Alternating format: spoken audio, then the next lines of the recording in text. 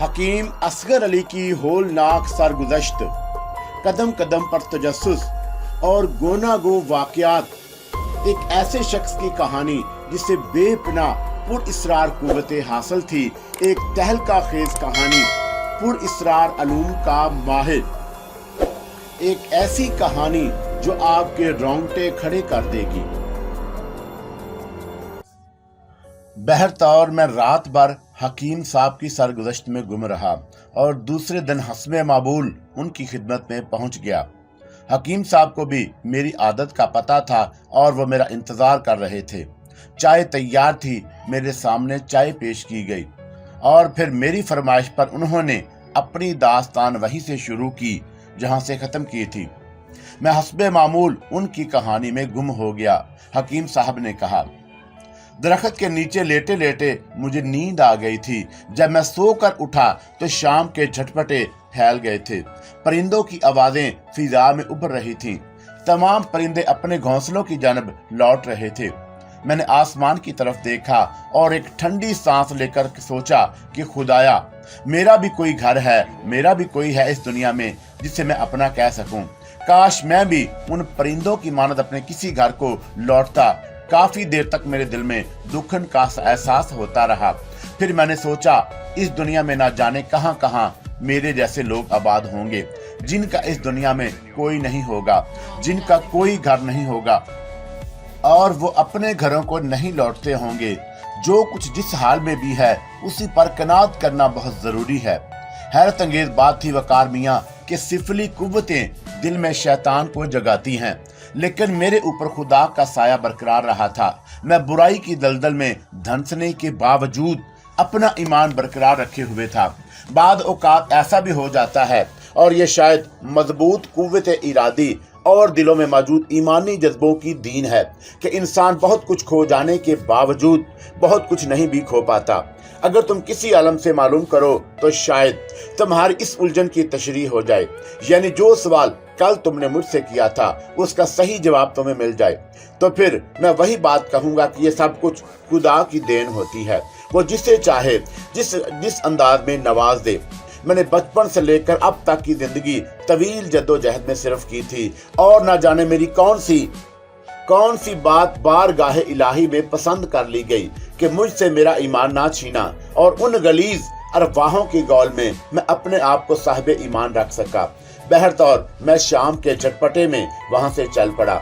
दिल में कोई एहसास नहीं था, अलबत्ता मैंने अपनी कुव्वत इरादी से काम लेकर अपने पांव जमीन पर जमाए रखे थे और अब मैं जमीन पर चल रहा था, यानी मेरी कुव्वतें मुझे जरूरत की छांव में नहीं ले जा सकी थी। काफी दूर तक मैं चलता रहा, तब एक बस्ती से नजर आई। मैंने तवील अरसे के बाद चिराग की रोशनी देखी।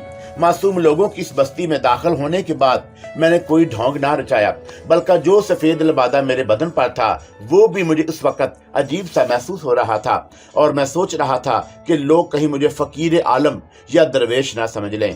कहीं ऐसा ना हो कि वह साधु समझकर अपनी अपनी आरज़ुएं लेकर मेरे पास पहुंच जाएं। ये मेरे लिए बेहतर ना होगा। बहरतौर रात का क़याम करने के लिए कोई मुनासिब जगह ना मिली, लेकिन थोड़े ही फासले पर मुझे एक ऐसी जगह नजर आ गई जिसमें होटल या कहवा खाना कह सकता था। घास फूस के बने हुए इस होटल में बेंचें पड़ी हुई थी और उन पर लोग बैठे हुए कुछ गप्पियां कर रहे थे। एक तरफ तंदूर लगा हुआ था और एक आदमी रोटियां पका रहा था। मैं उनके करीब पहुंच गया। कुछ लोगों ने मेरी तरफ देखा और दिलचस्पी से मुस्कुरा दिए। गालबन उन्हें मेरा हुलिया अजीब सा लगा था। एक तरफ से आवाज आई थी, लो भाई महात्मा जी आ गए। अरे भाई, इस बस्ती में फकीरों और साधुओं की आमद तो लगी ही रहती है, लेकिन जानते हो ये साधु लोग कौन होते हैं? कौन होते हैं? किसी दूसरे ने सवाल किया। वो जो दुनिया में कुछ नहीं कर पाते, वो साधु और फकीर बनकर दर दर भीख मांगते फिरते हैं। मैं खामोशी से उनकी बातें सुनता रहा। एक लम्हे के लिए मेरे दिल में गुस्से का एहसास जागा था और जी चाहा था कि उसे मजा चखा दूं, लेकिन फिर फौरन ही एक ठंडक सी सीने में पड़ गई। ले ये लोग जो कुछ कह रहे हैं उसका बुरा मानना मुनासिब नहीं है। ये कमजोर इंसान हैं, इनकी सोच महदूद है। बहरतौर मैंने कुछ खाना चाहता था और मैं उस शख्स के पास पहुंच गया जो मेरी तरफ आ रहा था। भाई, मुझे तुमसे कुछ काम है, मैंने कहा, और वो चौंक कर मुझे देखने लगा। रोटी चाहिए? हाँ, रोटी ही चाहिए, मगर भीख मैं नहीं। अच्छा अच्छा अच्छा, पैसे हैं जेब में? उस शख्स ने सवाल किया। पैसे भी नहीं हैं, तुमसे कुछ काम है। भीख भी नहीं चाहिए, पैसे भी नहीं है, फिर कैसे रोटी हासिल करोगे? मुझे उस होटल के मालिक का पता बताओ। मालिक? अच्छा भाई चलो, मालिक हम ही हैं, उसने कहा और मैं उसे देखने लगा। एक आलम में मुझे पता चल गया था कि ये ही होटल का मालिक है। तब मैंने आरजी से कहा, देखो, ना तो मैं तारिक दुनिया हूँ और ना कोई फकीर हूँ और ना ही कोई साधु। बस यूं समझो कि वक्त का सिताया हुआ हूँ। कुछ काम करके 2 रोटियां हासिल करना चाहता हूँ। काम करके भाई? वाह, तुम तो बड़े अच्छे साधु हो। मैं साधु नहीं हूँ, एक आम इंसान हूँ। क्या काम करोगे भाई?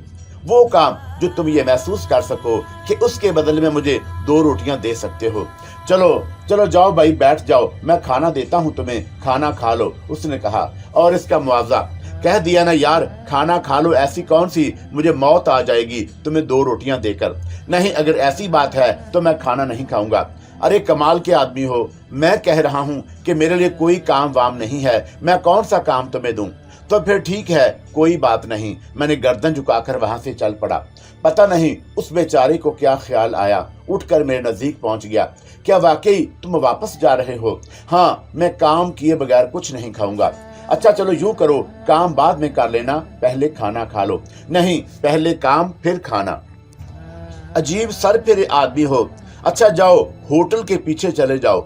लकड़ी का एक कुंदा पड़ा हुआ है, पास ही कुल्हाड़ी पड़ी है, उसे चीर कर पतली पतली लकड़ियों की शक्ल में तब्दील कर दो और जब काम खत्म कर चुको तो आकर खाना खा लेना। मैंने खामोशी से गर्दन झुकाई और छप्पर के अकब में पहुंच गया। लकड़ी का वो कुंदा सामने ही पड़ा हुआ था, ये गीला भी था और मजबूत भी। नजदीक ही एक कुल्हाड़ी भी पड़ी हुई थी। मैंने कुल्हाड़ी उठाई और लकड़ी के कुंदे पर शुरू हो गया। पहली कुल्हाड़ी मारी तो कुंदा 2 टुकड़े हो गया, लेकिन मैंने अपनी रूहानी कुव्वतों को रोका। वो कुव्वतें जो मुझे बहुत कुछ बनाए हुए थी, हर जगह कार फरमा थी। मैंने अपने आप को आवाज दी और अपनी असल हैसियत से लकड़ी का यह कुंदा चीरते हुए मेरे बदन ने पसीना छोड़ दिया। तवील अरसे के बाद मसामात ने पसीना उगला था, बदन एकदम खुल सा गया। मैंने आहिस्ता आहिस्ता पतली पतली लकड़ियां करके एक जानब ढेर कर दिया। अभी ज्यादा देर नहीं गुजरी थी कि होटल का वो मालिक जो रोटियां पका रहा था मेरे नजदीक पहुंच गया। उसने मुझे देखा, उसकी आंखों में तहसीन के आसार उभर आए। वह मेरे नजदीक पहुंच गया और बोला, बाबा माफी चाहता हूँ, मैंने आपको समझने में गलती की थी। मुझे अचानक ये एहसास हुआ है कि मैंने आपके साथ अच्छा सलूक नहीं किया। अरे नहीं मियाँ, ऐसी कौन सी बात है भला, इसमें बुरे सलूक की क्या बात? नहीं, ये मेरी बदकिस्मती है कि मैं आपको नहीं पहचान सका। मैंने यही समझा कि आप भी आम लोगों की तरह ड्रामा ही कर रहे हैं। ड्रामा? मैंने सवालिया अंदाज में कहा। हाँ, अक्सर ऐसा होता है कि लोग तरह तरह की शक्लें बनाकर सामने आ जाते हैं और अपने आप को बड़ा पारसा पीर फकीर जाहिर करते हैं और इस तरह लोगों की अकीदत हासिल करते हैं। लेकिन आपने तो वाकई काम किया है। क्या तुम्हारे ख्याल में इन थोड़ी सी लकड़ियों को चीरने के बाद मैं 2 रोटियों का मुस्तहिक हो गया हूँ? हाँ बिल्कुल हो गए हैं, आइए मेरे साथ। वो शख्स मुअद्दब सा नजर आने लगा। मैंने अपने जहन को खोला और उसके ख्यालात का अंदाजा लगाने लगा। मुझे महसूस हुआ कि उसके दिल में मेरे लिए अकीदत है, लेकिन ये अकीदत सिर्फ मेरे काम को देखकर पैदा हुई थी। यानी उसका ख्याल था कि ये मैं तमाम हरकत करके उसे मुतासर करना चाहता हूँ, लेकिन उसे यह ख्याल बाद में खुद ही झूठा महसूस हुआ। लकड़ियों को चुरा देखकर उसे महसूस हुआ कि यह शख्स वाकई कोई नेक और दीनदार है। मैंने उसके साथ साथ आगे बढ़ा और वो मुझे एक मेज पर ले आया। फिर उसने मेरे सामने 2 रोटियां और सालन रख दिया। वो मेरे लिए बहुत कुछ लाना चाहता था, लेकिन मैंने हाथ उठाकर उसे मना कर दिया। जितना काम मैंने किया है उसके तहत अपने आप को सिर्फ इतनी ही चीजों का मुस्तहिक समझता हूँ। होटल का मालिक खामोशी से मुझे देख रहा था। फिर उसने मेरे सामने पानी लाकर रखा और वापस अपनी जगह पहुंच गया। मैंने उस पर गौर किया। बड़ा दुबला पतला मखनी सा आदमी था, चेहरे से परेशानी का इजहार होता था। मैं खामोशी से खाना खाता रहा और जब पेट भर गया तो मैंने खुदा का शुक्र अदा किया और वहां से उठ गया। होटल से बहुत से ग्राहक चले गए थे। मैं जब बाहर निकलने लगा तो वह शख्स फिर मेरे करीब आ गया। अब वो 2 रोटियां पकाने से फारिग हो गया था और चंद लम्हात पहले बर्तन धो रहा था। कहाँ जाओगी? उसने पूछा। बस कहीं नहीं, सोने के लिए जगह तलाश कर रहा हूँ। यहीं सो जाओ, होटल थोड़ी देर के बाद बंद हो जाएगा, उसके बाद ये जगह खाली हो जाती है। मगर तुम्हें कोई तकलीफ होगी? कोई तकलीफ नहीं होगी, मेरा घर इस झोंपड़ी की दूसरी तरफ है, वहीं रहता हूँ। तुम अगर यहाँ सो जाओगे तो मुझे तो कोई नुकसान नहीं होगा। तुम्हारा बहुत बहुत शुक्रिया, बस मैं गोशे में पड़ा रहूंगा और सुबह को यहाँ से चला जाऊंगा। उसने कोई जवाब नहीं दिया। चंद लम्हात खामोशी से मुझे देखता रहा, फिर बोला, बस मैं जरा काम कर लूं, तुम बैठो यहीं, चाय भिजवाऊं तुम्हारे लिए? नहीं, मैं चाय नहीं पीता, मैंने जवाब दिया। उसने मेरी तरफ देखा और बोला, चाय तो तुम्हें पीना ही पड़ेगी, उसे एक मेजबान का तोहफा समझकर कबूल कर लो। मैं तुम्हारी मेजबानी से महरूम नहीं रहना चाहता। मैं खामोश हो गया। चंद लम्हात के बाद चाय की प्याली उसने मेरे पास भिजवा दी और मैंने तवील अरसे के बाद चाय के मजेदार घूंट लिए बहुत ही अजीब सी कैफियत और अजीब से एहसासात का शिकार था। मैं बर्तन धोकर वो फारग हुआ ही था कि होटल का आखिरी गाहक भी चला गया और अब हम दोनों के अलावा वहां कोई नहीं था। मैंने आगे बढ़कर उससे कहा, मैं इस सिलसिले में तुम्हारी मदद करूं? अरे नहीं, बैठो, तुमने मेहमान कहा है तो अब मेहमान ही बन जाओ। लेकिन इसके बावजूद मैंने होटल की कुर्सियां समेट कर मेजों पर रखना शुरू कर दी। जिस तरह वो रख रहा था, जब हम दोनों इस काम से फारग हो गए तो वो मेरे नजदीक आ बैठा और बोला, अब तो मुझे अपने बारे में कुछ बताओ। क्या फायदा किसी के बारे में छानबीन करना, कोई अच्छी बात नहीं होती, मगर मेरा दिल चाहता है तुमसे तुम्हारे बारे में पूछूं। तो फिर पूछो, क्या पूछना चाहते हो? तुम्हारा नाम क्या है? नाम? बहुत अरसे के बाद मेरे अंदर का नाम एहसास जागा। तकदीर ने मुझे मोहन बना दिया था, लेकिन मैं तो असगर अली था। ना जाने क्यों मेरे मुंह से झूठ ना निकल सका और मैंने आहिस्ता से कहा, मेरा नाम असगर अली है। ओहो, मुसलमान हो? वो हैरत से बोला। क्यों, तुम क्या समझ रहे थे? मैं तुम्हारे हुलिये से तुम्हें साधु समझा था और ये भी सोच रहा था कि वो बर्तन जिनमें मैंने तुम्हें खाना खिलाया है बहुत साफ करके धोना पड़ेंगे, क्योंकि किसी हिंदू के झूठे बर्तनों में किसी मुसलमान को खाना नहीं खिलाया जा सकता। मेरे होंठों पर मुस्कुराहट फैल गई और फिर मैंने कहा, खुदा के फजलो करम से मैं मुसलमान हूँ। तअज्जुब की बात है, मगर ये हुलिया, बस यूं समझ, ये हुलिया हालात का बनाया हुआ है। मैं उन्हें हालात के बारे में जानना चाहता हूँ। नहीं मेरे दोस्त, किसी के अंदरूनी मामलात में इतनी छानबीन मुनासिब नहीं होती। मुझे तुम शक्लो सिरे से नौजवान आदमी मालूम होते हो, हर चंद कि तुमने अपना हुलिया अजीब सा बना रखा है, लेकिन इसके बावजूद तुम्हारी उम्र बहुत कम लगती है मुझे। मैं जानना चाहता हूँ कि वो कौन सी बातें थी जिन्होंने तुम्हें ये रूप बख्श दिया। मुझे अफसोस है, मैं तुम्हें इनके बारे में नहीं बता सकता, मैंने जवाब दिया और वह गर्दन झुकाकर कुछ सोचने लगा। फिर बोला, कहाँ के रहने वाले हो? कहीं का भी नहीं, बस यूं ही दर बदर मारा मारा फिर रहा हूँ। क्यों? बस जो कुछ तकदीर में लिखा होता है वो तो होता ही है, मैंने मुस्कुराते हुए कहा। मैं ये बात नहीं मानता दोस्त। देखो, तकदीर अपनी तरह दोषण डालना अच्छी नहीं है। मुझे देखो, मैं किस तरह आर्जी से लड़ रहा हूँ, इसका अंदाजा तुम नहीं कर सकते। मैंने चौंक कर उसे देखा। दिल चाहा कि एक लम्हे को उसकी हकीकत मालूम कर लूं, लेकिन फिर सोचा, क्या फायदा, ये कोई जरूरी मसला नहीं है। अपनी कुव्वतों को उस जगह इस्तेमाल करना चाहिए जहां लोगों को उनकी शदीद जरूरत दरपेश हो। हर शख्स की छानबीन करना बुरी बात है, जबकि अभी थोड़ी देर पहले मैं उसके लिए मना कर चुका था। वो चंद लम्हात गर्दन झुकाता खड़ा रहा और फिर बैठकर बोला, अगर तुम यहाँ मेरे पास रुकना चाहो तो मैं बड़ी खुशी से तुम्हें खुश आमदीद कहूंगा, रहने की जगह भी दूंगा। अगर तुम चाहो तो मेरा होटल में थोड़ा बहुत काम भी कर लेना, तुम्हें यहाँ मेरे पास कोई तकलीफ नहीं होगी। नहीं भाई, मैं तो मुसाफिर हूँ, यहाँ कुछ वक्त गुजारूंगा और फिर यहाँ से आगे बढ़ जाऊंगा। मैंने उसका शुक्रिया अदा करते हुए कहा और उसने गर्दन हिला दी। जैसे तुम्हारी मर्जी, बस यूं ही दिल चाहा था कि तुमसे ये बात कहूं सो कह दी। महसूस मत करना मेरी बात को। नहीं, इसमें महसूस करने वाली कोई बात नहीं है। तो तुम मेरे बारे में कुछ नहीं पूछोगे? अगर तुम कुछ बताना चाहो तो बता दो। मैं अभी अपने बारे में छानबीन करने से मना कर चुका हूँ, तो खुद तुम्हारे बारे में कैसे मालूम करूँ? नहीं दोस्त, कहने से दिल का बोझ हल्का हो जाता है। मेरा नाम अब्दुल करीम है। 8 साल से इसी बत्ती में रहता हूँ। इससे पहले कहीं और रहता था, वहाँ कुछ जमीन थी। मेरे गिरदबाब के इंतकाल के बाद उन जमीनों पर चढ़ा हुआ कर्जा सूद के साथ चढ़ता चला गया और एक दिन ऐसा आया कि वो मुझे जमीनें खोना पड़ी। एक जिम्मेदार की हैसियत से वहाँ रहता था, खुद ही खेती बाड़ी करके अपने घर की कफालत करता था, लेकिन जब जमीनें चली गईं तो दिल ने वहाँ रहना गवारा नहीं किया और अबाओ जदाद की वो बस्ती छोड़कर मैंने ये बस्ती अपना ली। एक बीवी है, 3 लड़कियां। खुदा ने कोई बेटा नहीं दिया। तीनों बेटियां माशाल्लाह जवान हो चुकी हैं और हर उस शख्स पर निगाह जाती है जो मेरी बेटी का हाथ साथ साम सके, लेकिन अभी तक अपनी किसी भी बेटी के लिए रिश्ता तलाश करने में नाकाम रहा हूँ। महसूस मत करना मेरे दोस्त, मुझे बेगैरत मत समझना। 3 जवान बेटियों का बाप जितना परेशान हाल होता है तुम उसका तसव्वुर नहीं कर सकते। मेरी निगाह तुम पर भी इसीलिए पड़ी थी कि मुमकिन है तुम मेरे साथी बन जाओ। मैं खामोशी से उसकी तरफ देखने लगा, फिर मैंने आहिस्ते से कहा, नहीं, मैं इस काबिल नहीं हूँ। खुदा ने चाहा तो तुम्हें तुम्हारी मुश्किल का हल मिल जाएगा। हाँ, खुदा ने चाहा तो जरूर मिल जाएगा। वो अफसुर्दगी से ठंडी सांस लेकर बोला, तुम अपनी बेटियों के रिश्ते अच्छे घरानों में तलाश करो, अपने पसंदीदा ख्यालात को बदलो, और मेरा ख्याल है कि अगर तुम थोड़ी सी कोशिश करो तो तुम्हें अपनी बेटियों की अच्छे तरीके से शादी करने में दिक्कत नहीं होगी। कोशिश? तुम देखो, कर्ज लेकर मैंने ये छोटा सा घास फूस का कारोबार शुरू किया है। दिन भर मेहनत करता हूँ, सारे काम यहाँ खुद ही करता हूँ, सालन पकाता हूँ, रोटियां पकाता हूँ, मेरी बेटियां भी मेरी मदद करती हैं, लेकिन इसके बावजूद एक भी बेटी का जहेज नहीं जमा कर सका।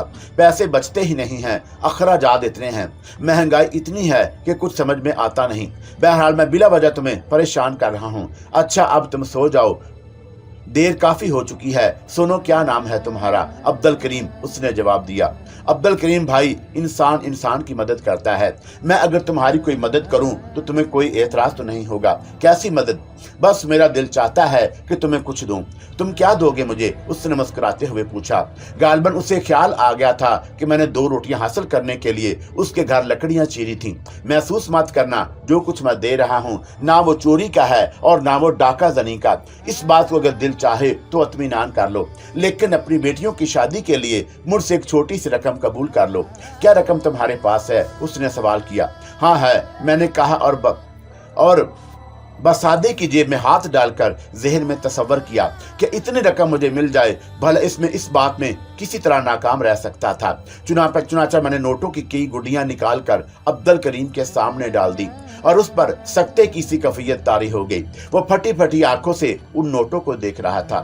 उसके बदन में हल्की हल्की तशन्नुज की लहरें दौड़ रही थीं। फिर उसने खौफजदा अंदाज में कहा, नहीं नहीं, ये रकम तो बहुत बड़ी रकम है। ये तो इतनी बड़ी रकम है कि शायद। उसका लहजा उखड़ा उखड़ा सा था। अब्दुल करीम, मैं तुमसे कह चुका हूं कि इसमें कोई धोखा नहीं है। तुम्हें कोई दिक्कत नहीं होगी मेरी तरफ से। मेरी बहनों के लिए तोहफा समझ लो और अपनी मुश्किल का हल तलाश करो ताकि तुम्हें आसानी हो जाए। मगर लोग पूछेंगे ये रकम कहां से आई, तो मैं क्या जवाब दूंगा? लोगों को बताने की जरूरत नहीं। जिस तरह इस बस्ती में आए हो, उसी तरह इस बस्ती से निकल कर किसी और बस्ती में चले जाओ। ऐसी हैसियत से जाओ कि लोग तुम्हें शिनाख्त ना कर सकें, और उसके बाद किसी अच्छे इंसान की तरह अपनी बेटियों की शादी कर दो। अब्दुल करीम के हाथ कांप रहे थे, लेकिन मेरे मजबूर करने पर उसने नोटों की तमाम गुड्डियां उठा ली। उसकी आंखें पथराई जा रही थीं। गालबन उसे यकीन नहीं आ रहा था कि वो आलमे होश में है या आलमे ख्वाब में, लेकिन बहरतौर वो होश में था। गुड्डियां अपनी जेब में रखने के बाद भी उसकी हालत दुरुस्त ना हुई तो वो गहरे गहरे सांस ले रहा था। अब तुम जाओ अब्दुल करीम, आराम करो, मैंने कहा, और वो पागलों की तरह उठकर उस तरफ चल पड़ा जहां उसका मकान बना हुआ था। उसने मुझे लेटने के लिए भी नहीं कहा था।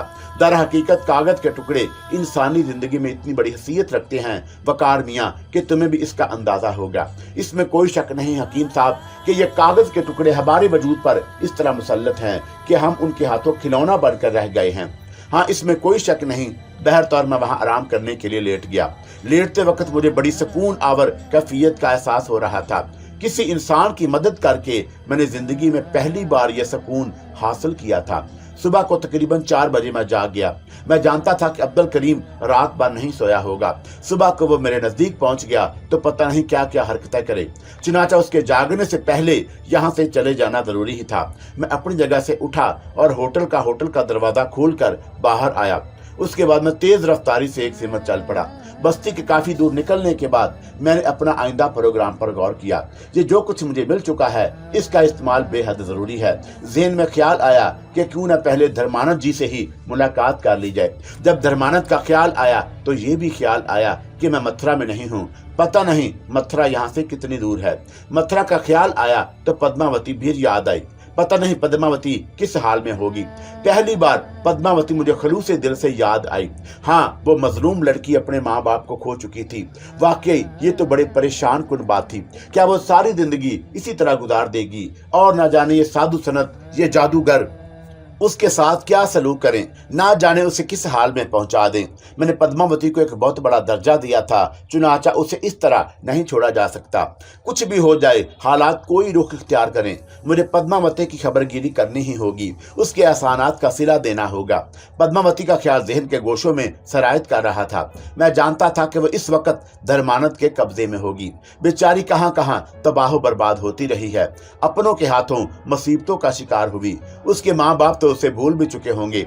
बहरतौर पहले तो उसे उन लोगों के चुंगल से निकाला जाए और उसके बाद बाकी मामलात देखे जाएं। ये सब तसव्वुर ज़हन में करके मैंने सोचा कि मुझे वक्त ज़ाया नहीं करना चाहिए, बल्कि जल्द अज जल्द जिस तरह भी मुमकिन हो सके पद्मावती की खबर लेनी चाहिए। यहाँ मैं अपनी उन कुव्वतों से काम ले सकता था जो मेरे अपने अंदर पैदा हो गई थी।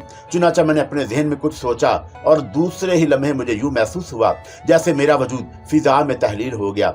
जब मैंने अपने को ठहरा हुआ महसूस किया तो वो जगह मेरे सामने थी जहां मैं धर्मानंद की कोठरी में पहली बार पहुंचा था। मैंने अतराफ में वही माहौल देखा। उसी माहौल में कोई तब्दीली पैदा नहीं हुई थी। सब का सब जू का तू था।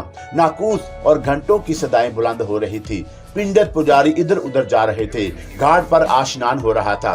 मेरी नजर एक पुजारी पर पड़ी जो मखसूस किस्म के लिबास में उसी तरफ चला आ रहा था। उसने अपने हाथ में पीतल की एक लुटिया थाम रखी थी और दूसरे हाथ में पीतल ही की एक थाली थी जिसमें 3 चिराग रोशन थे और उसमें कुछ खास किस्म के फल भी रखे हुए थे। मैं समझ गया वो पूजा करने के लिए जा रहा है। चंद लम्हात में अपनी जगह रुककर उसे देखता रहा। फिर जब वो करीब आया तो मैंने उसे पहचान लिया। ये वही पुजारी था जिसने सबसे पहले मथुरा पहुंचने पर मेरा और पद्मावती का इस्तकबाल किया था। मैंने उसे मुस्कुराती निगाहों से देखा और वह सोचने लगा कि देखूं मुझे पहचानता है या नहीं। पुजारी अपने ख्यालों में डूबा हुआ खड़ाओं की खटपट करता हुआ चला आ रहा था। मेरे करीब से गुजरते वक्त जब उसने मेरे चेहरे पर निगाह डाली तो यूं ठटक गया जैसे उसकी रूह फना हो गई हो। उसकी फटी फटी आंखों से हैरत और खौफ के मिले जुले तासरात झलक रहे थे। कुछ देर तक वो बुत बना खड़ा मुझे घूरता रहा, फिर थर थर कांपने लगा। उसके हाथ में दबी हुई थाली नीचे गिर पड़ी और चिराग बुझ गए। लुटिया अलबत्ता उसके हाथ में दबी हुई थी। दूसरे लम्हे वो आहिस्ता आहिस्ता आगे बढ़ा और महाराज कहकर मेरे कदमों में गिर पड़ा। मैंने खामोशी से उसे देखा और उसके बाद उसके शानों पर हाथ रखकर उसे खड़ा होने का इशारा किया। दूसरे लम्हे वो खड़ा हो गया। महाराज, आप तुम मुझे पहचान गए? हाँ महाराज। मोहन महाराज, मैं आपको ना पहचानूंगा, मगर आप तो बड़े महान हो गए। शक्ल से तो मैं महान लग रहा हूँ महाराज। मेरा फन कहता है कि आपको बहुत बड़ी शक्ति मिल गई। क्या हाल है तुम्हारे धर्मानंद महाराज का? ठीक है धर्मानंद महाराज, बिल्कुल ठीक हैं। तो फिर जाओ उन्हें जाकर इतला दो कि मैं आ गया हूँ, मैंने कहा और पुजारी इस तरह भागा जैसे उसने किसी भूत को देख लिया हो और फुर्ती से दौड़ता हुआ मेरी निगाहों से उजल हो गया। मैं उसी जगह खड़ा सोचता रहा कि देखूं अब क्या होता है, धर्मानंद यहाँ आता है या नहीं। थोड़ी देर बाद ना पुजारी दौड़ता हुआ वापस आया और मेरे सामने खड़े होकर कांपने लगा। मैंने उससे कहा, क्यों, तुमने इतला दी धर्मानंद महाराज को? हाँ महाराज, उन्हें खबर कर दी मैंने। तो फिर उन्होंने कहा कि जाओ उसे बुला लाओ, मुझे बुला लाओ। उन्होंने इससे कहो कि वो खुद यहाँ आए। महाराज, मैंने कहा था कि आपके चेहरे से शक्ति टपकती है तो। हाँ तो फिर मैं कहता हूँ तू क्या लगा रखी है, बाकी बातों को जवाब दे। मेरे मुंह से बात नहीं निकल रही। मैं तुझे हुक्म देता हूँ कि मुझे वो बात बता जो धर्मानंद ने कही। महाराज, वो कहने लगे कि मोहन लाख जाप कर ले, मगर अभी इतना बड़ा नहीं हो सकता कि वो उसके स्वागत को जाए। उससे कहो कि घुटनों के बल चलता हुआ हमारी कुटिया तक पहुंचे। ये बात है। ठीक है, मैं घुटनों के बल चलता हुआ उसकी कुटिया तक जाऊंगा। अच्छा सुनो, पद्मावती कहाँ है? पद्मावती? वो महाराज ही के पास है, यही मथुरा में। हाँ महाराज, यहीं अपनी कुटिया के पीछे महाराज ने उसकी कुटिया बना दी है। ठीक है, फिर मैं ही देख लेता हूँ उसे, मैंने कहा और आगे बढ़ गया। पुजारी मेरे पीछे पीछे लड़ता हुआ चला आ रहा था। उसके चेहरे पर अजीब से तासरात थे। मैंने घूमकर उसे देखा और फिर कहा, जाओ तुम वापस जाओ। पुजारी खामोशी से वापस चला गया था। थोड़ी देर के बाद मैं धर्मानंद की कुटिया पर पहुंच गया। यहाँ थोड़े फासले पर कुछ पिंडे बैठे हुए जाप कर रहे थे। मैंने किसी की तरफ तवज्जो नहीं दी और अंदर दाखिल होने का दरवाजा खोलकर अंदर दाखिल हो गया। धर्मानंद एक मरकूला छाला पर आराम से तकिया लगाए बैठा हुआ था। मुझे देखकर उसने एक लम्हे के लिए संभाल लिया और फिर बोला, क्यों रे मोहन, वापस आ गया तू? जाप खत्म हो गया तेरा? मैं खामोशी से उसे घूरता रहा था। अरे बोलता क्यों नहीं? मैंने सुना था कि तूने खुद मुझे बुलाया था। हाँ धर्मानंद, क्यों? तुझे ये ख्याल क्यों ना आया कि मैं अगर तेरा गुरु हूँ? गुरु? मैंने तलक से मुस्कुराहट से कहा, क्यों तू मुझे गुरु नहीं मानता? मैं तुझे सिर्फ शैतान मान सकता हूँ। धर्मानंद समझा, मैं तुझे सिर्फ शैतान समझता हूँ। क्या बक रहा है? धर्मानंद संभल कर बोला। हाँ धर्मानंद, अब मैं तुमसे बदला लेने के लिए आ गया हूँ। बदला? भला मुझसे कैसा बदला? ये बताओ पद्मावती कहाँ है?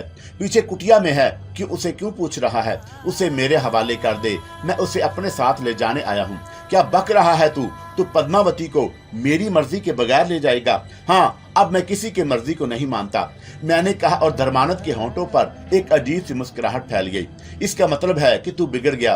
अरे पापी, मैंने तुझे एक छोटा सा जाप दिया था और उस जाप से तेरे अंदर कोई छोटी मोटी कुव्वत पैदा हो गई होगी, जिसके बल पर तू अकड़ रहा है। तू नहीं जानता, मैंने अपनी सारी जिंदगी इन्हीं मंत्रों में गुजारी है। क्या तू मुझसे भी बड़ा हो गया? तूने अभी सिर्फ एक ही जाप पूरा किया है और अपनी ताकत पर इतना घुमंड कर रहा है। तुझे नहीं मालूम कि मैं देवी देवताओं के लिए ऐसे ना जाने कितने जाप मुकम्मल करता रहता हूँ। मेरे सामने ऐसे अल्फाज मुंह से ना निकाल, तुझे सोचना समझना चाहिए। और सुन पद्मावती, अब मेरी मलकियत है, मजाल है कि किसी की जो उसे साथ ले जाने की सोच सके। अभी तू चला जा यहाँ से, आत्माओं के बीच में ना पड़, दूर ही हो जा मेरी निगाहों से। उसने मुझे एक गाली दी और मैं सख्त निगाहों से उसे घूरने लगा। धर्मानंद, आओ फिर तमाशा हो जाए। तमाशा? कैसा तमाशा? देखता हूँ कि तुम्हारे अंदर कौन कौन सी कुव्वतें मौजूद हैं। ओहो, मेरी शक्ति देखना चाहता है? देख, मान ले मेरी बात, अभी बच्चा है। शक्ति किसे कहते हैं उसे जानने के लिए अभी तुझे बहुत से पापड़ बेलने पड़ेंगे। मैं तुझे एक बार माफ कर सकता हूँ, सिर्फ इसलिए कि तुझे काले चंद महाराज ने मेरे पास भेजा था। मैंने आहिस्ता से गर्दन हिलाई और फिर उसकी तरफ मतवज्जा हो गया। धर्मानंद अपनी जगह से खड़ा हो गया था। धर्मानंद, मैं तुझे आखिरी बार हुक्म देता हूँ कि पद्मावती को मेरे हवाले कर दे। मैं खामोशी से चला जाऊंगा और तुझे कोई नुकसान नहीं पहुंचाऊंगा। और मैं तुझे फिर कहता हूँ कि अब भी शांति से काम ले, मैं तेरा गुरु हूँ। मेरा मशवरा यही है कि तेरे लिए ताकत को मत आजमा, तू नहीं जानता कि ताकत क्या होती है। तो फिर ठीक है, मैं तुझे बताता हूँ कि ताकत क्या होती है, मैंने कहा। धर्मांदर का चेहरा गुस्से से लाल भभूका हो गया। उसकी बड़ी बड़ी खौफनाक आंखों से शोले उबलने लगे। चंद लम्हात में मुझे देखता रहा, फिर इसके होंठ तेजी से हिलने लगे। मैं समझ गया कि वो कोई मंत्र पढ़कर जाप कर रहा है और एक लम्हे के लिए मेरे दिल में यह ख्याल आया कि धर्मानंद को इसकी मनमानी करने दूं और फिर उस पर मैं जवाबी हमला करूं। लेकिन दूसरे ही लम्हे मैंने इस ख्याल से जहन से निकाल दिया। दुश्मन को संभलने का मौका देना अक्ल के खिलाफ बात है। चुनाचा मैं लपक कर धर्मानंद की गर्दन पकड़कर उसे जोर से झटका दिया तो वो अपना तवाज़ुन बरकरार ना रख सका और सर के बल फर्श पर गिर पड़ा। मेरे इस अचानक हमले से वो बुरी तरह बौखला गया था, लेकिन इसके बावजूद वो शैतानी कुव्वतों का मालिक था। जमीन पर गिरते ही वो बर्क रफ्तारी से उछलकर दोबारा खड़ा हो गया और फिर उसने अपना सीधा पांव पूरी कुव्वत से जमीन पर दे मारा। मैं अभी धर्मानंद पर दूसरा हमला करने के लिए खुद को तैयार ही कर रहा था कि दफतन चारों तरफ से सांपों की फुंकारें सुनाई देने लगी। ये फुंकारें मेरे करीब तर आती जा रही थीं। मैंने इन सांपों को अपनी तरफ आते हुए देखा तो उछलकर उनके हमले से खुद को बचा गया और दूसरे लम्हे मैंने अपने दिल में एक बात सोची, इन सारे सांपों को हलाक हो जाना चाहिए, ये सांप मर जाएंगे। मैंने उनके सांपों की तरफ देखा और दफतन सांप फन डालकर जमीन पर लेट गए। उनके जिस्मों से हल्का हल्का धुआं खारिज हो रहा था। ये सिर्फ मेरी सोच थी जिसने सांपों को हलाक कर दिया था और ये कुव्वत शायद धर्मानंद के इल्म में नहीं थी। उसने हैरत से उन सांपों को देखा जो आहिस्ता आहिस्ता पतले होते जा रहे थे और फिर वो बिल्कुल ही मादूम हो गए। धर्मानंद का चेहरा एक लम्हे के लिए धुआं धुआं हो गया था, लेकिन दूसरे लम्हे वो संभल कर पीछे हटा और उसने अपना हाथ दीवार पर मारा और दफतन मैंने एक छोटे से कद के बौने को बाहर निकलते हुए देखा। ये इंतहाई भयानक शक्ल का बौना था। शायद ये धर्मानंद का कोई पेरू था। धर्मानंद ने करखत लहजे में उससे कहा, इस पापी को मदा चिखा दे, दूंगा, मदा चिखा दे इसको, दूंगा।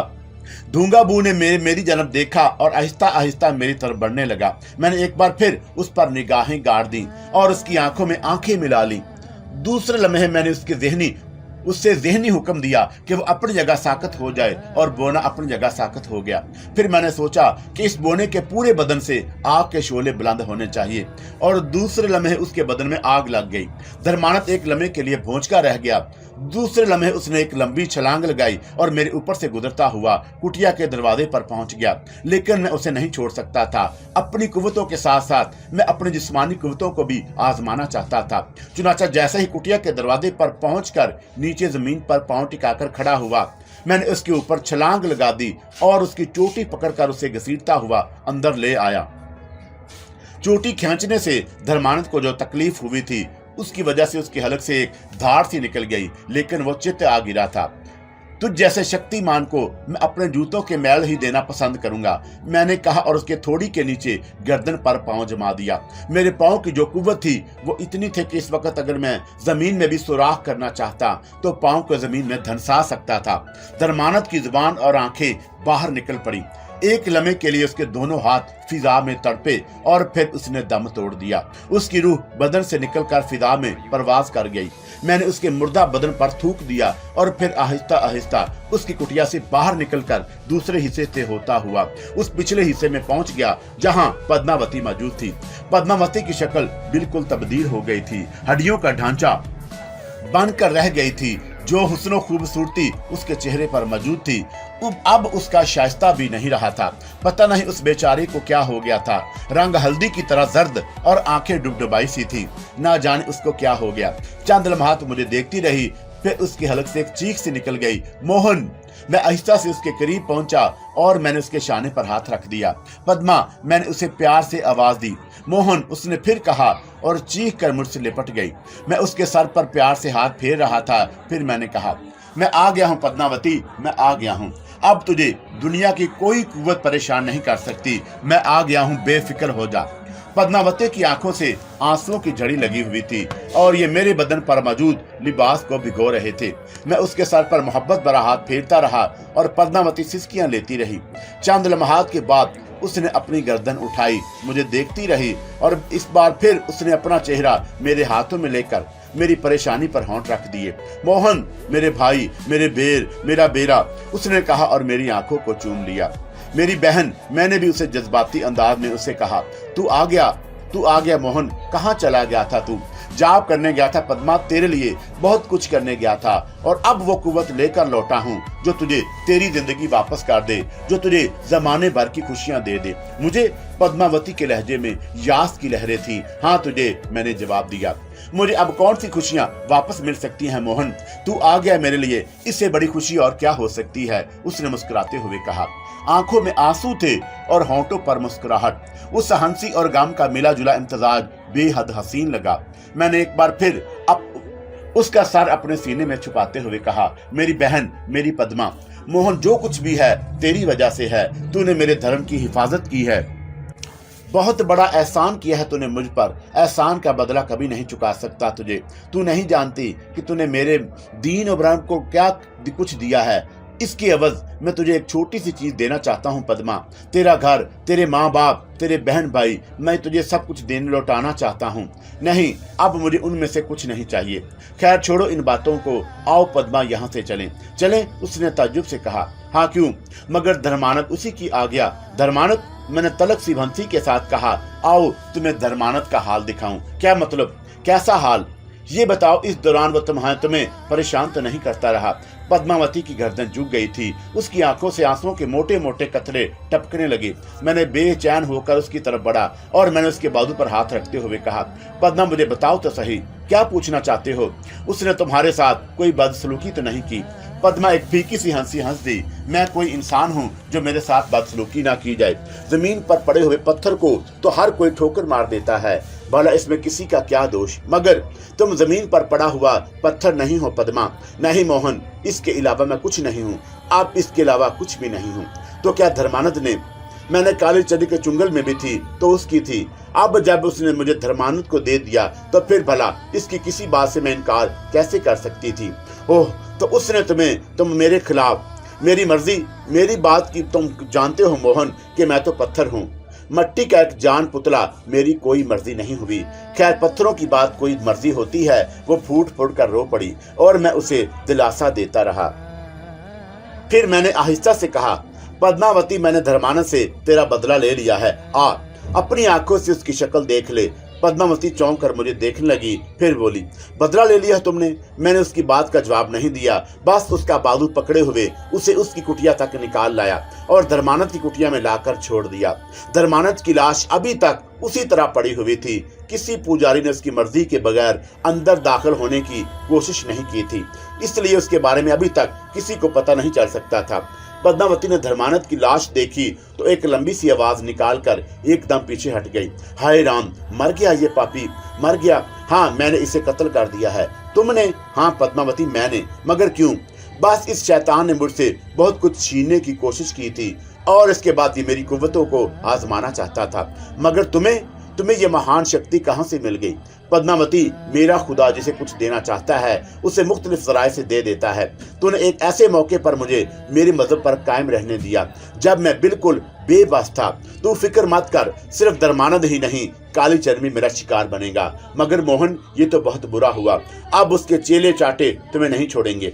मुझसे ऐसी बातें मत कह पद्मावती कि मैं अगर अभी चाहूं तो इस पूरी बस्ती में आग लगा दूं, मगर मैं ऐसा नहीं करूंगा। बस तू खामोशी से मेरे साथ निकल चल। मगर वो मुझे जाने नहीं देंगे।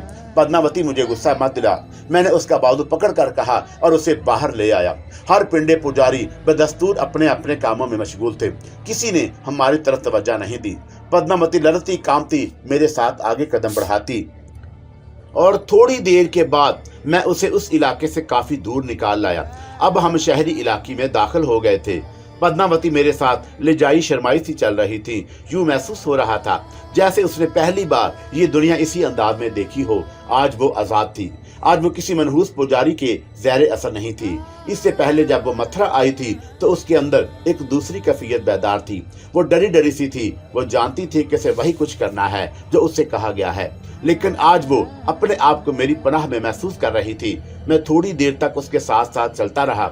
मुझे एहसास हुआ कि लोग खास तौर से हमारी तरफ देख रहे थे और उसकी वजह मैं समझ गया। मेरा अपना हुलिया इस काबिल नहीं था कि मुझे मंदिरों से हटकर कहीं देखा जा सके। देखा भी जाए तो सिर्फ एक पुजारी और साधु समझाए। चुनांचे अब ये जरूरी था कि मैं अपना हुलिया तब्दील कर लूं। थोड़ी देर तक मैं कुछ सोचता रहा, फिर मैंने पद्मावती से कहा, पद्मावती, आओ किसी हजाम की दुकान पर चलें। किसकी दुकान पर? नाई की दुकान पर, मैंने जवाब दिया। ओहो हाँ, तुम्हारी दाढ़ी और बाल बहुत बड़े हुए हैं।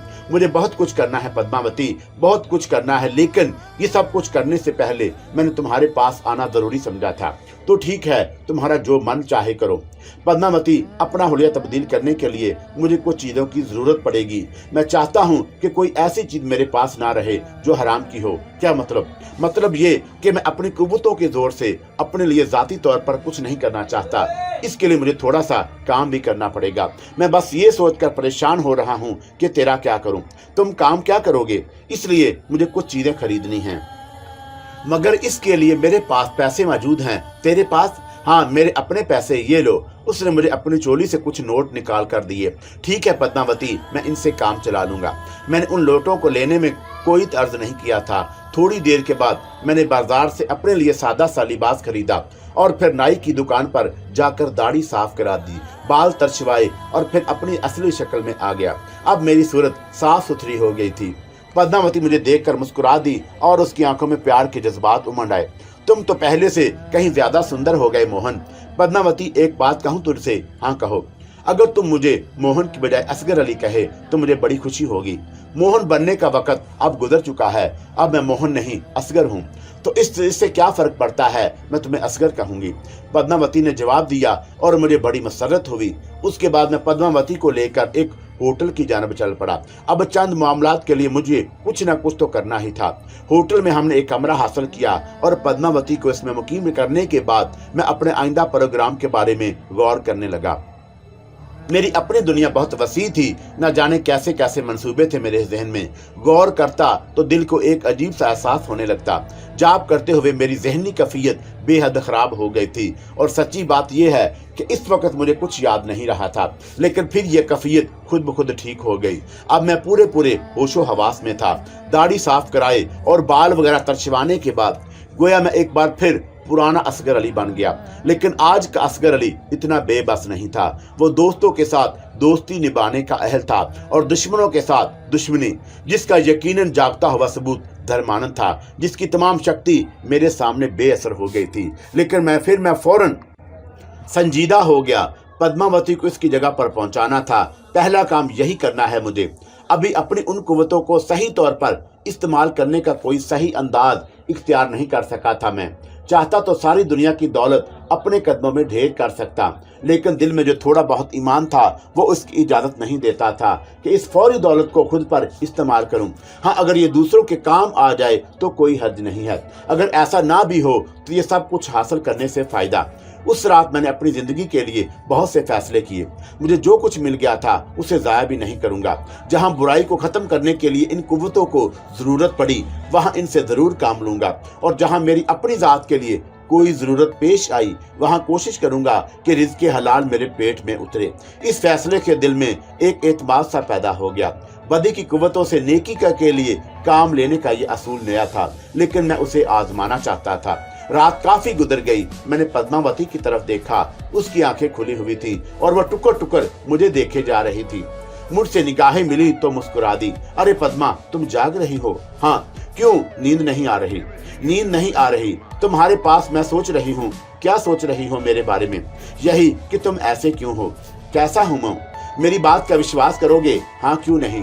तुम इस वक्त भी अजीब थे जब तुम्हारे पास कोई शक्ति नहीं थी, और अब जब मैं महसूस कर रही हूँ कि तुम्हारी शक्तियों का मामूली नहीं है, अब भी तुम अजीब हो। तुमने कैसे महसूस किया पद्मा कि अब मुझे कोई कुदरत हासिल हो गई है? ऐसी बात ना करो मोहन, माफ करना असगर। मैंने तो आधा जीवन ही इस माहौल में बिताया है। कौन क्या है मैं अच्छी तरह जान चुकी हूँ, पद्मा ने कहा। चलो मान लिया, मगर मेरे अंदर कौन सी अजीब बात है? इस कदर शक्तिमान होकर भी तुम अपने लिए कुछ नहीं कर रहे। ये संसार तो कुछ और ही है। क्या है ये संसार? मैंने पूछा। किसी ओछे को कुछ मिल जाता है तो वह धरती पर पांव रखना भी पसंद नहीं करता, मगर तुम्हें इतना कुछ मिल गया और तुम वैसे ही सादा दिल के मालिक हो। इतना कुछ मिल जाने के बाद भी तुमने मुझे याद रखा और मुझे लेने यहाँ तक आ गए। तुम कोई भूल जाने की चीज हो पद्मा। बहरहाल अब इस झगड़े को छोड़ो, अब अपने आप को तैयार कर लो। तुम्हें अपने माता पिता के पास जाना है। कैसी बातें कर रहे हो असगर? क्यों, इसमें कौन सी अनोखी बात है? अब उनसे मेरा क्या संबंध? वो तो मुझे पहचान भी नहीं सकेंगे, और शायद मैं भी उन्हें ना पहचान सकूं। पता नहीं वो जिंदा भी हैं या मर गए, कौन जाने। ओहो, बस ये बात है तो और क्या। ठहरो, मैं तुम्हें बताता हूँ कि वो जिंदा हैं या मर गए, मैंने कहा, और फिर अपनी आंखें बंद कर ली। मेरा तायरे ख्याल परवाज करने लगा और मुझे मायूसी नहीं हुई। मेरा तायरे ख्याल परवाज करने लगा और मुझे मायूसी नहीं हुई। मैंने मालूम कर लिया कि पद्मावती का खानदान आगरे में आबाद है। उसका बाप मर चुका है, माँ जिंदा है, बहनों की शादियां हो चुकी हैं। वो भाई जिनकी जिंदगी के लिए पद्मावती को कुर्बान किया गया आगरे में पुलिस अफसर है और बहन को याद करके खून के आंसू रोता है। गोया हालात पद्मावती के हक में थे। पद्मावती मेरी शक्ल देख रही थी। मेरे होंठ पर उसे देखकर मुस्कुराहट फैल गई। अब कहो पद्मा, क्या कहती हो? मैं क्या कहूँ? मिलोगी अपने घर वालों से? नहीं। क्यों? बस मैं उनसे नहीं मिलूंगी, वो मुझे कुर्बान कर चुके, तो अब मुझे क्या पड़ी है। अच्छी बात है, तुम्हारी मर्जी, मैंने शरारत से मुस्कुराते हुए कहा। लेकिन पद्मावती अब अपने आप को नहीं छुपा सकती थी। वो जल्दी से बोली, उनके बारे में कुछ मालूम हुआ तुम्हें? हाँ, मगर रहने दो। जब तुम्हें उनसे कोई दिलचस्पी ही नहीं है तो उनके बारे में पूछकर क्या करोगी? बता दो असगर, बता दो मेरा बेरा, उसने लिहाजत से कहा। एक शर्त पर, पहले ये बात तस्लीम करो कि आज भी वो तुम्हारे दिल में जिंदा हैं। मैं तो उनसे नफरत करती हूँ असगर भैया, मगर ये पापी खून नहीं मानता, उसने कर्ब से कहा। तब फिर तैयार हो जाओ, हम आगे चल रहे हैं। आगरे? हाँ, अब तुम्हारा खानदान आगरे में है, और अगर वो मथुरा से ज्यादा दूर नहीं है। देख लो तकदीर कैसे कैसे खेल खेलती है। शायद तुम इसके लिए मथुरा आई थी। वो सब ठीक तो है ना? पद्मावती के दिल में अपने खानदान की याद शिद्दत से जाग उठी थी। मालूम हो ही जाएगा, अब क्यों बेचैन हो रही हो, मैंने मुस्कुराते हुए कहा। पद्मा के दिल में मैंने मोहब्बत की आग रोशन कर दी। उसके बाद वो काफी रात गए तक अपने माँ बाप का जिक्र करती रही। मैंने उसे उनके बारे में कोई खास बात नहीं बताई थी। बहरहाल दूसरे दिन हमने होटल छोड़ दिया। पद्मा का हुलिया भी मैंने बदलवा दिया था। हिंदू पुजारन की हैसियत से सफर करना मुनासिब नहीं था। चुनाचा मैंने बाजार से कुछ सामान खरीदा, पद्मा को साड़ी बंधवाई, उसकी पेशानी पर बिंदिया लगवाई और फिर हम स्टेशन पहुंच गए। एक ट्रेन आगरे जा रही थी। मैं टिकट खरीदकर पद्मा के साथ डब्बे में आ बैठा। डब्बे में भानत भानत के लोग थे। कुछ यात्री भी थे जो आगरे से आए थे और वापस वहीं जा रहे थे। मैंने उन्हें बातें करते हुए सुना। एक कह रहा था कि बड़ा महान साधु था। कौन? अरे वही धर्मानंद महाराज। पता नहीं किस पापी ने उनका खून किया है। पुलिस पता लगा लेगी। दूसरे ने कहा, सुना है वो भी कोई साधु था, कोई पापी होगा, भगवान उसका नाश करे। मैंने शरारत भरी निगाहों से उन दोनों को देखा। धर्मानंद के अकीदतमंद थे। पद्मा आहिस्ता से बोली, भगवान उनका नाश करे। और तुम सुन रही हो उनकी बातें? हाँ, और बड़ा गुस्सा आ रहा है उनकी बातों पर।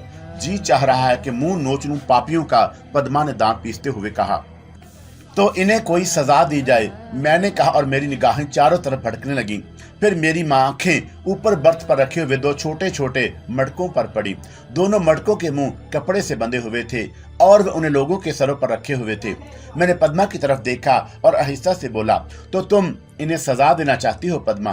दिल तो यही चाहता है कि इस पापी की बात कर रहे हैं जो शैतान था और तुम्हें कूस रहे हैं। इनके सुनने से मेरा कोई नुकसान नहीं होगा, लेकिन तुम इनका तमाशा देखो। मैंने कहा। दफतन दोनों मटके अपनी जगह से उछले और उनके सरों पर जा गिरे। दोनों के सर घुटे हुए और उन पर लंबी लंबी चोटियां लहरा रही थीं। मटके बहुत वजनी थे। उनकी हलक से दहाड़े निकलने लगी। हाय राम मर गयो, हाय राम मर गयो, हाय राम मेरी चुंदिया, मेरी भी खोपड़ी फूट गई रे। मटका उन दोनों के सरों पर गिरकर फूट गए। उनमें शायद गुड़ का शीरा भरा हुआ था, गाढ़ा गाढ़ा शीरा जिसे राप कहते हैं। वो उनके पूरे बदन पर फैल गया। गर्दन भी चिपक गई और कपड़े भी खराब हो गए। राप की छींटें आसपास बैठे दूसरे लोगों पर भी पड़ी थीं और उसकी वजह से अच्छा खासा हंगामा बर्पा हो गया। ये मटके तुमने ऊपर क्यों रखे हैं? एक आदमी ने गुस्सा होते हुए कहा। अरे हमें क्या मालूम था भाई। हाय हमारी खोपड़ियां, हाय देखो एक की दो हो गई, दो की चार बना देने को जी चाहता है। उठो यहाँ से, दफा हो जाओ। अरे भाई एक तो हमें चोट लगी है, ऊपर से डांट रहे हो। हाय अब जाकर खोपड़ियां तो साफ कर लो, वरना सारे डब्बे में मक्खियां हो जाएंगी। हाय मर गयू, चलो लिल्लू खोपड़ियां धो लें। मेरे राम, हाय मेरे राम। दोनों गिरते पड़ते रेल के बाथरूम की तरफ चल पड़े। पद्मा बेइख्तियार हंस रही थी। यही नहीं पद्मा, अब इन्हें बाथरूम में पानी भी नहीं मिलेगा और अभी तुम तमाशा देखो। मैंने कहा, पानी नहीं मिलेगा? पद्मा ने आहिस्ता हुए कहा। हाँ मगर आहिस्ता बोलो, इसे ये देखो। मैंने नलों में पानी बंद कर दिया। मैंने अपना हाथ घुमाते हुए कहा और पद्मा इंतजार करने लगी। वो लोग जिधर से गुजर रहे थे, लोग उन्हें धक्के दे रहे थे क्योंकि बदशक्ल राब उनके पूरे बदन पर फैल रही थी और दूसरों के लिबास से भी उससे खराब हो रहे थे। थोड़ी देर के बाद उनकी धाड़ें सुनाई दी। अरे सत्यानाश हो, यहाँ तो पानी ही नहीं है। हाय राम, अब क्या करें? वाह रे भाइयों, किसके पास पानी है? पानी नहीं है, यहाँ नलों में भी पानी नहीं। तो अपनी धोतियां खोलकर सर साफ कर लो और नंगे बैठे रहो, गुस्ल खाने से बाहर मत निकलना। एक आदमी ने, जिसके कपड़े उनकी वजह से खराब हो गए थे, गुस्से से कहा। अरे हमारा क्या दोष है भाई, नंगे गिर पड़े थे, अब हमारे ऊपर हमारी मदद करो। मगर इतना पानी किसके पास था? लोगों ने उन्हें गुस्ल खाने से बाहर नहीं निकलने दिया। पद्मावती बच्चों की तरह हंस रही थी। मैं भी मुस्कुरा रहा था। वो लोग मुसलसल चीख रहे थे। और तमाशा दिखाऊं पद्मा? अब क्या दिखाओगे? पद्मा बेदस्तूर हंसते हुए बोली। और अभी दो बहुत कुछ है, देखो। मैंने कहा और पद्मा इंतजार करने लगी। ज्यादा देर नहीं गुजरी थी कि एक बार फिर वो दोनों धाड़े। मक्खियां, हाय राम मक्खियां, अरे निकलने दो हमें। वो दोनों लोगों को धक्का देते हुए बाहर निकल आए। उनके सिरों पर हजारों मक्खियां चिमटी हुई थी और हजारों मक्खियां उनके बदन पर भुनभुना रही थी। वो जिधर से गुजर रहे थे, लोगों के कपड़े खराब हो रहे थे। पूरे डब्बे में मक्खियां भिनक रही थीं। खूब हंगामा हो गया। लोगों ने उन्हें मारना शुरू कर दिया। फिर किसी ने ट्रेन की जंजीर खींच दी। ट्रेन रुक गई। डब्बे के मुसाफिरों ने उन दोनों को पुलिस के हवाले कर दिया। उनके साथ साथ मक्खियां भी डब्बे से निकल गईं। पद्मा अब भी हंसे जा रही थी। बहरहाल उनके चले जाने के बाद ही ये हंगामा खत्म हो गया। असगर, भगवान की सौगंध, पूरे जीवन में कभी इतना नहीं हंसी। अब ताज्जुब हो रहा है अपनी हंसी पर। अब तुम पूरी जिंदगी हंसती रहोगी पद्मा, मेरा यही आगाज है। मैंने मोहब्बत भरे लहजे में कहा। आगरे का सफर ही कितना था, इतनी हंसी खुशी में कट गया। जब हम दोनों आगरे के स्टेशन पर उतरे तो पद्मा एकदम संजीदा हो गई। क्यों, अब क्या याद आ गया पद्मा देवी? अजीब सा लग रहा है असगर, बहुत अजीब सा लग रहा है। क्या वाकई मेरे खानदान के लोग यहाँ मौजूद हैं? हाँ, आओ पहले किसी ठहरने की जगह तलाश करें, उसके बाद मैं उन लोगों से मिलूंगा, मैंने कहा और पद्मा खामोश हो गई। यहाँ भी कयाम के लिए मैंने एक होटल का इंतखाब किया था। दिन अभी काफी बाकी थे, इसलिए आज ही ये काम कर लेना चाहिए था। मैंने पद्मा को होटल के कमरे में छोड़ा और बाहर निकल आया। अब मैंने सीधा पुलिस कोतवाली का रुख किया था। कोतवाली पहुंचकर मैंने इंस्पेक्टर रामकिशन के बारे में मालूम किया। यही शख्स पद्मावती का भाई था। रामकिशन के बारे में मालूम हुआ कि वह शहर के एक थाने का इंचार्ज है। बहरहाल मुझे तलाश करता हुआ उसके पास पहुंच गया। रामकिशन के खदोखाल में पद्मा की झलकियां साफ मिलती थी। पुलिस वालों की कोई बात नहीं थी। उसे मैं कहने की क्या बात है, उसने पूछा। इंस्पेक्टर साहब, मुझे आपकी मदद दरकार है। जरूर जरूर, क्या मामला है, क्या परेशानी है आपको? मुझे एक गुमशुदा बहन की तलाश है। कहाँ गुम हो गई है वो? खुद गुम नहीं हुई, उसे गुम किया गया है। अगवा? इंस्पेक्टर ने पूछा। नहीं इंस्पेक्टर साहब, अगवा नहीं, ये बहुत पुरानी बात है, काफी पुरानी। मेरे बाप ने उसे खुद मंदिर के हवाले कर दिया था। दरअसल मैं अपने बाप का अकलौता बेटा हूँ। मेरी मन्नतों मुरादों के बाद पैदा हुआ हूँ। मेरे बाप ने मन्नत मानी थी कि अगर उसके यहाँ बेटा पैदा हुआ तो वो अपनी एक बेटी मंदिर के हवाले कर देगा, और उसने ऐसा ही किया। मेरी बहन मंदिर को दे दी गई और मेरे माँ बाप उसे भूल गए। उन्होंने मुझे उसके बारे में कुछ नहीं बताया। मेरी 2 बहनें और भी हैं, लेकिन मैंने रुककर इंस्पेक्टर रामकिशन की तरफ देखा। रामकिशन पागलों की तरह मुझे देख रहा था और उसके चेहरे पर पूरे बदन का खून जमा हो गया था। फिर वह बड़े जोर से धाड़ा, चुप हो जाओ, बकवास बंद करो। मैं कहता हूँ बकवास बंद करो। अरे इंस्पेक्टर साहब, क्या हो गया? मैं तो अपनी, ये तुम्हारी नहीं मेरी कहानी है, समझे तुम? मुझसे मजाक करने आए हो तुम? एक कहानी 2 आदमियों की नहीं हो सकती, ये कैसे मुमकिन है? यूं तो दुनिया में हर बात मुमकिन है इंस्पेक्टर साहब। इंसानों की कहानियां यकसा तो होती हैं, लेकिन ताज्जुब है कि आपकी कहानी भी यही है। लेकिन आप तो पुलिस वाले हैं, आपने अपनी बहन को तलाश कर लिया होगा।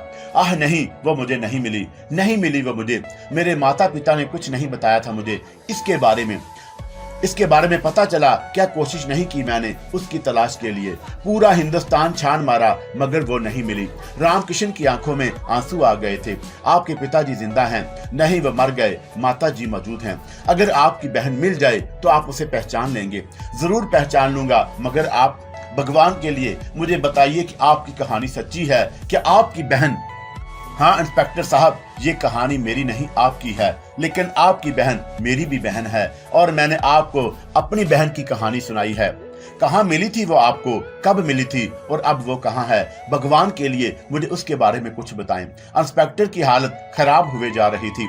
उठिए इंस्पेक्टर साहब, मैं आपको उसके मिलवा दूं। मैं आपकी अमानत आपके हवाले करने के लिए आया हूं। अगर आपके पिताजी जिंदा होते तो मैं उनसे इस जुल्म के बारे में जरूर पूछता, लेकिन अब इसका सवाल ही नहीं है। मैं इंस्पेक्टर रामकिशन को लेकर होटल पहुंचा। खून की कहानियां भी अजीब होती हैं, किसी तारफ की जरूरत नहीं पेश आई। बरसों के बिछड़े हुए इस तरह मिले जैसे कल ही की बात हो। दोनों ने एक दूसरे को पहचान लिया था। मेरा काम खत्म हो गया। रामकिशन से ज्यादा पद्मावती का मुहाफिज कौन हो सकता था? मिलने वालों के दरमियान मैंने अपनी जरूरत नहीं समझी, क्योंकि वो जो मेरे थे अब कभी नहीं मिल सकते थे। वो तो उस जगह चले गए जहां कभी कोई नहीं आया। जब दोनों बहन भाई जज्बात के समुद्र से निकले तो मैंने रामकिशन से कहा, मेरा फर्ज पूरा हो गया है रामकिशन, अब अपनी बहन को माँ और दूसरे लोगों से मिलवाओ, और इसके बाद इसके मुस्तकबल का फैसला करना तुम्हारा काम है। चलो भैया, तुम भी हमारे साथ चलो, रामकिशन ने कहा। अभी नहीं, पहले तुम लोग आपस में मिल लो, मैं फिर आऊंगा। वो दोनों मेरे बहुत पीछे पड़े, लेकिन मैंने किसी कीमत पर उनके साथ जाना कबूल नहीं किया। अगर मैं पद्मा से कहता कि मैं कहीं और जा रहा हूँ तो वो मुझे किसी तरह ना जाने देती। मुझे मजबूरन उससे झूठ बोलना पड़ा। मैंने कहा कि मैं किसी भी वक्त उनके घर आ जाऊंगा, पहले वो लोग एक दूसरे से मिल लें, तब कहीं जाकर पद्मावती मानी थी। यहाँ मेरा काम खत्म हो गया, लेकिन अभी बहुत से काम बाकी थे। अभी साधु कालीचरण जिंदा था, और उसके बाद दूसरे बहुत से लोग थे जिनसे मुझे अपने कर्ज चुकाने थे। उन दोनों के जाने के बाद मैंने अपने सफर की तैयारियां की, और फिर दूसरे दिन मैं रेलवे स्टेशन पहुंच गया। रेल में सफर करते हुए मुझे बहुत कुछ याद आया। ऐसे ही एक सफर के दौरान मुझे लाला अमृतनाथ जी मिले थे, मेरा दोस्त प्रकाश मिला था, और फिर उसकी बहन कामनी। मुझे याद आया कि कामनी कालीचरण के कब्जे में है। कालीचरण मेरी आंखों में खून उतर आया। बहरहाल मेरा रुख अब एक कालीचरण की तरफ था। धूना माछी तक जाने के लिए रास्ते में कई बार ट्रेनें तब्दील करना पड़ी। इस सफर में और कोई काबिले जिक्र वाकया पेश नहीं आया। धूना माछी में पहुंच गया और फिर यहाँ से काली बेड़ी। सबसे पहले मैंने फतेह खान के घर का रुख किया, लेकिन यहाँ एक मनहूस इत्तला मेरी मुंतजिर थी। फतेह खान का इंतकाल हो गया। मैं साकत रह गया। उनके अहले दान कहाँ है, मैंने सवाल किया। वो यहाँ से चले गए। मुझे फतेह खान साहब की मौत से बेहद रंज हुआ, लेकिन ये मालूम हो गया कि वो तभी मौत मरे हैं। मैंने आंखें बंद करके फतेह साहब के अहले खानदान का तस्वर किया और मेरी आंखों में चंद अजनबी चेहरे आ गए। मैंने आलम होश में कभी फतेह खान साहब के घर वालों को नहीं देखा था। पर्दे के पाबंद लोग थे और बड़ी सख्ती से उस पर्दे की पाबंदी होती थी। चुनाचे उन अजनबी चेहरों को देखकर मैंने आंखें झुका ली। फतेह खान साहब ने मेरे ऊपर जो एहसानात किए थे, उनके तहत मैं उन सबको नजरअंदाज नहीं कर सकता था, लेकिन जो रवायत फतेह खान साहब ने कायम की थी उसे तोड़ना भी मेरे बस की बात नहीं थी। चुनाचे उन चेहरों पर निगाहें जमाने की बजाय मैंने ये अंदाजा लगाने की कोशिश की कि वो किस हाल में हैं। एक खूबसूरत सा मकान मेरी निगाहों के सामने आ गया और उस मकान की खुशहाली देखकर मैंने किसी कदर सुकून का सांस लिया। गोया फतेह खान साहब अपने अहले खानदान के लिए बहुत कुछ कर गए थे और खुदा का शुक्र है कि वो उनकी मौत के बाद भी सुकून की जिंदगी बसर कर रहे हैं। मेरा बस इतना फर्ज था कि मैं कभी कभी उन लोगों का जायजा ले लिया करूं। बहरतौर काली बेड़ी तो मेरे लिए एक बहुत बड़ा चैलेंज रखती थी। अब काली बेड़ी में साधु कालीचरण, जिसने अपने ज्ञान ध्यान का सिक्का जमा रखा था, मेरी तवज्जो का मरकज था। सबसे बड़ी बात यह थी कि मुझे अभी तक अपनी तमाम तर कुव्वतों का अंदाजा नहीं हो सका था। मैं नहीं जानता था कि मेरी पहुंच कहां तक है और मैं अपने दुश्मनों के खिलाफ क्या कर सकता हूं। कहीं ऐसा ना हो कि कालीचरण के सामने मुझे मुंह की खानी पड़े। सादी कालीचरण ने मुझे कुव्वतें हासिल करने के लिए भेजा था। उसका कहना था कि अपने तौर पर ये सब कुछ नहीं कर रहा, बल्कि देवताओं की यही मर्जी है कि मुझे काली कुव्वतें हासिल हों। लेकिन उन काली कुव्वतों का रंग जरा बदल गया था। कुव्वतें मुझे हासिल हो गई थी, लेकिन वो नहीं जो कालीचरण चाहता था। उस जाप ने मुझे वो सब कुछ दे दिया जो कालीचरण चाहता था, लेकिन मेरे जज्बा ईमानी ने उसका रंग बदल दिया था। मैं जादू का माहिर तो था, लेकिन इसके साथ साथ ही मैं और एक और हैसियत भी रखता था जो अभी खुद मेरे लिए भी पुरअसरार थी और उसका राज मैं नहीं जान सका था। बहरहाल मैं कालका मंदिर की जानब चल पड़ा।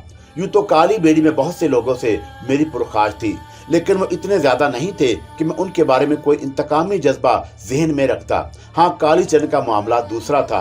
बहरतौर मैं सफर करता हुआ बिल आखिर कालका मंदिर के करीब पहुंच गया। इससे पहले भी मैं कालका मंदिर में दाखिल हुआ था, लेकिन इस वक्त जरा सूरत हाल मुख्तलिफ थी और आज एक फातेह हुक्मरान की हैसियत से कालका मंदिर के सामने के दरवाजे से अंदर दाखिल हुआ था। मेरे लिबास और हुलिये से कोई खास बात जाहिर नहीं होती थी। मैंने कालका मंदिर के हाथे में उन पिंडे पुजारियों का मसरूफ कार देखा जिन्हें मैं पहले भी देख चुका था।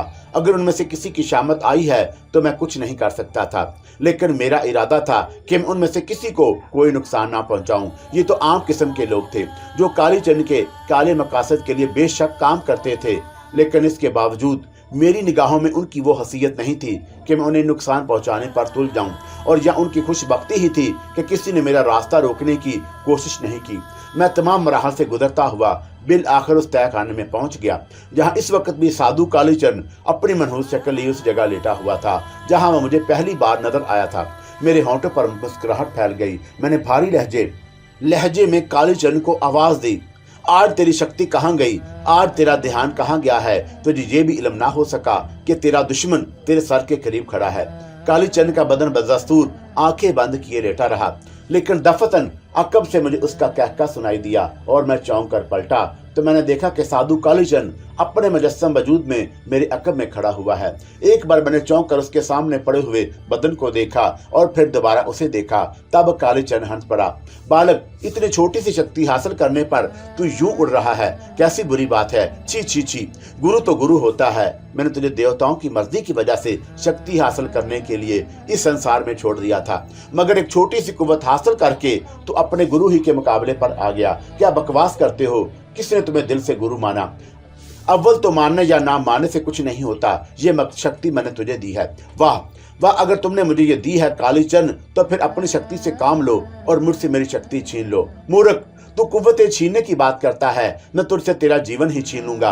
ऐसे पापियों को जिंदा रहना शोभा नहीं देता, तुझे मर ही जाना होगा। मोहनलाल, तुझे मर जाना है। कौन मोहनलाल? किसी मोहनलाल की बात कर रहे हो? कालीचंद, मैं असगर अली हूँ, समझे? ओहो, मुसलमान धर्म से है तू? कालीचंद ने तंजिया अंदाज में कहा। हाँ कालीचंद, मैं मुसलमान हूँ, पर पापी जो कुछ तू खा पी चुका है, जो अश्लोक और शुभ तू मुंह से निकाल चुका है, उसके बाद भी तू अपने आप को मुसलमान कहता है। यही तो तुम्हारी भूल है कालीचंद। मैंने कोई गलीज चीज नहीं खाई। तुमने अभी तक मेरे लिए जो कुछ भी इंतजामात किए वो इतने कमजोर थे कि वो मेरे ईमान को नहीं डगमगा सके। क्या मतलब? कालीचंद का चेहरा सुकड़ गया। हाँ कालीचंद, मेरी मुआवन तुम्हारी पद्मावती, उसने हर तरह से मेरी मदद की। मुझे वह सब कुछ खाने को ना दिया जिसे खिलाकर तुम मेरा ईमान छीनना चाहते थे। क्या बक रहा है तू? कालीचंद के चेहरे पर पहले हैरत और फिर जनून के आसार नजर आए। ठीक कह रहा हूं, अपनी शक्ति से तूने ये बात मालूम नहीं की। क्या महान साधु है तू कालीचंद? तू जो शख्स तेरा बदतरीन दुश्मन था, तूने उसके बारे में कुछ भी ना मालूम किया। पद्मावती ने यह गद्दारी की है मेरे साथ, मुझे उस पर पूरा पूरा विश्वास था। गद्दारी नहीं की, नेक दिली का सबूत दिया है उसने, इंसानी दोस्ती का सबूत दिया है कालीचंद। उसने वो किया जो उसे करना चाहिए था, समझा? और अब कालीचंद, तेरे लिए जितनी मुश्किल पैदा हो चुकी है तो इसका तस्वर भी नहीं कर सकता। मैं महान हूँ। मैंने तुझे जंगलों में, पहाड़ों में भटका भटका कर मार दिया था। मैंने तुझे इस हाल को पहुंचा दिया था कि तू हाथ जोड़ जोड़ कर मुझसे माफी मांग रहा था, और तू समझता है कि आज मैं ये सब कुछ नहीं कर सकता। हाँ कालीचंद, आज तुम ये सब कुछ नहीं कर सकते। तुम्हारा दाहिना बाजू कट चुका है, धर्मांधर मेरा हाथों मारा जा चुका है। क्या तुम्हें इसका इल्म भी नहीं? साधु कालीचंद एक लम्हे के लिए साकत रह गया। उसने दोनों आंखें बंद की और फिर उसका जिस्म इस तरह हिल गया जैसे दफतन जल्जला आ गया हो। अब उसके चेहरे पर इंतहाई गुस्से के असरार नजर आ रहे थे। पापी, मूर्ख, तूने धर्मानंद महाराज को कत्ल कर दिया। अब तेरा जीवन कौन बचाएगा? कौन बचाएगा अब तुझे? दफतन उसने अपना मुंह खोल दिया और उसके मुंह से आग के शोले निकल पड़े। इन शोले ने पूरे माहौल को अपनी लपेट में ले लिया। एक लम्हे के लिए सब कुछ मेरी निगाहों से उजल हो गया। मैं शोलों में घिर गया। पूरे कमरे में जहन्नमजाद बना हुआ था, लेकिन मेरे बदन पर कोई आंच नहीं आई थी। मेरा लिबास, मेरे बाल जूं के तू थे। शोलों की ये तपश मुझे नुकसान नहीं पहुंचा रही थी। चंद लम्हात के बाद जब शोले जमा किए हुए कालीचंद अपने चेहरे पर फतेहमंदी की मुस्कुराहट लिए मेरे सामने मौजूद था, लेकिन मुझे जूं का तू देखकर उसका चेहरा एकदम फिर तब्दील हो गया। हूं तो तू जीता है। हाँ कालीचंद, अभी कुछ और बार करो, ये तो बहुत कुछ कम है। ठीक है, कालीचंद ने कहा, और दफतन उसने अपने दोनों हाथ फिजा में बुलंद कर दिए। वही आबले डाल देने वाली गर्मी एक बार फिर फिजा में पैदा हो गई और उसके साथ ही फर्श पर सनसनाहट सुनाई दी, और फिर गरम गरम खोलता हुआ पानी एकदम कमरे में भरने लगा। मैंने आंखें बंद कर ली। दफतन, मैंने महसूस किया कि मेरा बदन फिजा में बुलंद हो गया है। ऊंचा उड़ता चला जा रहा हूँ, ऊंचा, बहुत ऊंचा, बहुत ऊंचा, और बहुत बुलंदी से मैंने कालीचंद को देखा।